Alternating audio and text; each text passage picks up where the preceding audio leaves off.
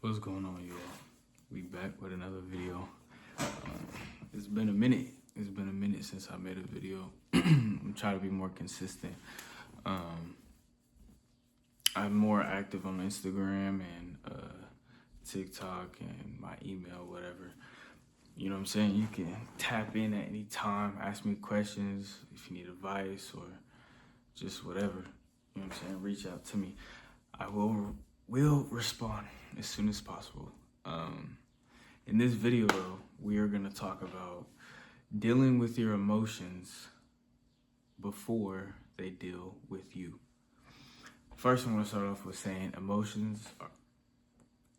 you can look at emotions as information, strictly just information. Your body telling you that something hindered you, something triggered you, or made you happy or excited or, just ecstatic or whatever, or angry or irritated. It's just information just to tell you how your body was, how your body was affected. If you look at it that way, it makes understanding how to emotionally regulate yourself, it makes it easier to understand, right? In simple terms. So dealing with your emotions is a very humbling and vulnerable and very important skill. You can almost call it, because people definitely need to learn it. But a very important skill and important thing to be able to do, especially navigating through life and just the ups and downs of life. Fair and unfair things that happen. Even when you do everything right, it still goes wrong, right? We're talking about through all of that, through life. And the reason why dealing with your emotions is such an important thing is because you can lash out. You can be dramatic. You can be passive aggressive, right? You can be very aggressive. There's so many ways that it can delay your process, your success in life, right? Dealing with your emotions isn't just having a conversation with a friend and, having a disagreement and emotions get heightened, voices start amplifying, the tones start being assertive and passive aggressive or very, stern and blunt, or just things that can throw people off when they're not emotionally regulated. And so the reason why it's important is because this goes into so many aspects of life, all aspects of life, controlling your emotions. When you're talking to your boss, when you're talking to a coworker, when you're talking to a stranger, when you're talking to the cashier, to a customer, right?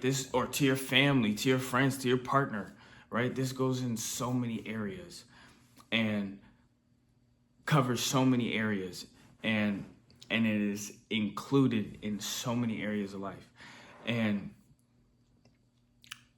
a lot of people don't know how to deal with their emotions in a productive way. So they try to numb themselves. In other words, coping. They cope with it. They suppress it. They suppress their emotions. Oh, I feel irritated, but because I don't want to let this person know that that I'm angry or that they have an effect on me or just whatever, I'm going to suppress it. Or something wrong or unfair happened to me, but because I don't want to seem like I'm complaining or whatnot, I'm going to just suppress it and just try to act as if I'm brushing it off. The thing about the human body is that the body is not equipped with the tools to handle negative emotions in a suppressed state. When you suppress your emotions, right? Nobody suppresses, excitement and enjoyment and being happy and excited, unless it just is not an appropriate time to burst out and show and express it, right? But on a regular, nobody suppresses positive emotions. They don't. So the body is not equipped to suppress negative emotions for a long period of time. That's why when you might see somebody that's quiet, very quiet, or somebody that lets stuff slide, right? Lets disrespect slide. It gets to a point where it can even be from the smallest thing or the most dramatic and just huge thing can make them snap. And when I say the smallest thing, because it just will only take a snap, a point in time in the conversation or in life or whatever, where you are just like, forget it. I'm not going to suppress no more. I'm just going to let it out. I'm going to let them have it. I'm going to let them hear. I'm going to let them hear all, just everything, right? And a lot of the stuff that comes out, especially when people snap and have that cherry on top just thing that happens in their day that just makes them snap and just lose it. A lot of that is coming from resentments. A lot of that is coming from built up emotion, not even just from way back, but even just from that day as well. Or just seeing a person and them not like hearing you or not trying to understand you or interrupting you. It can be so small, right? And so dealing with your emotions is such key, especially in growth and to even call oneself mature, because it opens up areas with not even just in conversations and interacting and operating with other people, but also within yourself. When you are able to emotionally regulate yourself, you have a sense of like peace, right? Or contentness, because you can process, you can take a step back from the emotion and view it. And you can even go through a process of a philosophical process, right? Thought process. Oh, why do I feel like this? What made me feel like this? What triggered me? Where did this trigger come from? When did it start? You know what I mean? And you can just go so far with it. And then at that point, when you're asking all these questions about why you feel like this or why this thing outside of you, external from you, had an effect internally, you step away from actually the emotion and you are able to have a logical perspective and outlook on the thing that affected you or triggered you or just whatever, right? And you could just go so far and so wide and so far and so deep when it comes to this. But just kind of wrapping it all around, right? Covered deal with your emotions or they'll deal with you. The reason why it's important is because it allows you to navigate through tough decisions, challenges, failures, wins. I mean, it just in general, things that just happen to you. Just if anything bad could happen, it does type of day, you can emotionally regulate yourself and understand, okay? Understand that whatever your mood is, that's a choice.